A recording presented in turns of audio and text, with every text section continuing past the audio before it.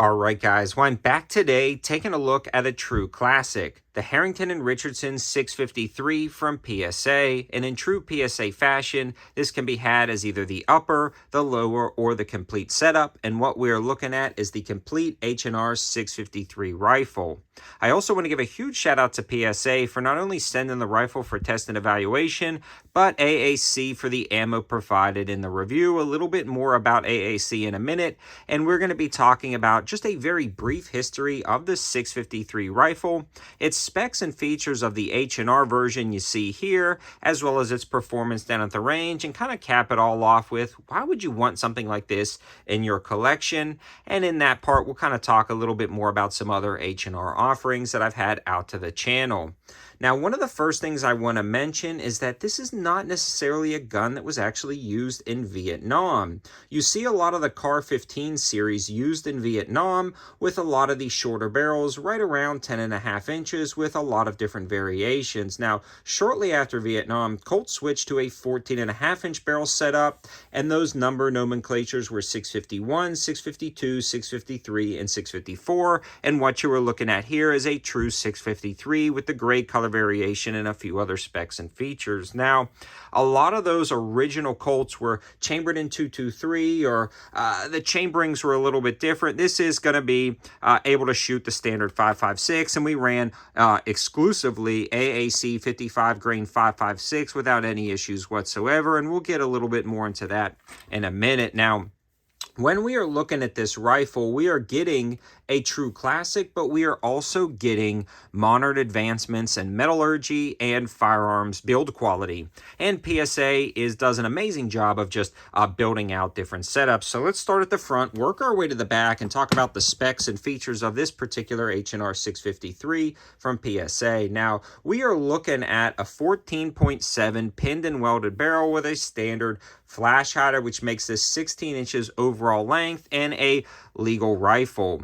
We are also looking at a pencil profile barrel with a Parkerized finish, but it's made out of 4150 chromoly vanadium steel, so you're getting a great barrel steel in this barrel. You've got the fixed front sight post and all of the standard accoutrements that would come on a traditional 653 with the kind of gloss finish handguards. I love every attention to detail on this rifle to keep it a true classic form. Moving along to the receiver, we are going to have some noticeable differences between this and a traditional M4.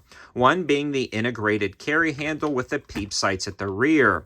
Now, these peep sights don't have a large aperture, or not a large aperture compared to today's standards. So if you're getting this just for a range toy and you had no desire to own a true kind of classic Colt style rifle, these peep sights may be a little bit difficult to use for close quarters, just because they don't have a very large aperture. But again, we are remaining true to the 653, and that's why you're grabbing something like this. You do have a standard dust cover, but the shell deflector is in a true 653 fashion. It's not the traditional one. And that forward assist also has the lever on the way down, or the extension on the way down to help move it forward, which was later removed from other Colt rifles. I mean, the attention to detail on this is absolutely spectacular. Moving along to the lower receiver, you can see it is color matched the correct period gray to the upper receiver. You have the standard straight trigger guard, the A1 grip, which I absolutely love, and everything else about that is pretty much the same, including the trigger, the safety selector, the mag release, and a modern bolt. I do want to mention, I got a lot of questions about this when I posted to Instagram, and if you guys aren't following me over there, that's a place where you can get kind of advanced notice on what's going to be posted on the YouTube channel, and I can a lot more easily respond over there because I don't have as many followers. This does have M4 feed extensions on the barrel itself, so you're getting that enhanced reliability. You're also getting a true modern day bolt carrier group. You are looking at a BCG that's going to run with the best of them from PSA, utilizing Carpenter 158 steel, and it just works out great down at the range. Function wise, no issues with that BCG, but again, we'll talk about the reliability and performance down at the range in a minute. Moving along to the stock, we have a true metal stock. Like, that's The attention to detail on this is amazing. They didn't just put a plastic stock on here. They put the true painted metal stock with the gloss finish, and it's only two positions, either all the way collapsed or all the way expanded. And that is, again, true 653 fashion. When you are grabbing a Harrington and Richardson from PSA, you're getting the entire package. You're not getting some type of combination package where you get modern features that don't look period correct and features that are classic. You're getting a true almost one-to-one copy, except for those subtle details of the enhancements and like the M4 feed ramps and bolt design. So really, really great overall builds quality on this. The fit and finish is spectacular, and that is pretty much this rifle in a nutshell. Now let's transition a little bit to performance down at the range, and while running that AAC ammo, I had zero issues whatsoever. Now, initially, when I pulled this out of the box, it was a single-shot rifle. I immediately called PSA. They sent it back under standard warranty repair, and it turns out the gas port was drilled slightly incorrect. It was either a bad tool or a burr, something like that. They resolved the issue, sent it back immediately, and this thing has been running like a champ. So every once in a while you will get a lemon, but I'm not knocking PSA because the quality of all of their rifles I've gotten has been amazing. And honestly, this was a quick fix. They identified it immediately and sent it back, and they would have done this for anybody. And that also kind of proves they don't cherry pick my rifles for reviews. I get what I get, and I'm going to give you guys my honest opinions. But again, PSA has a lifetime warranty. They stand behind their products, and I've always been happy with their customer service, and this experience was no different. It just kept chugging along after that initial issue, and it's been running great. And because of that, we put a lot of ammo through it. I mean, a lot of ammo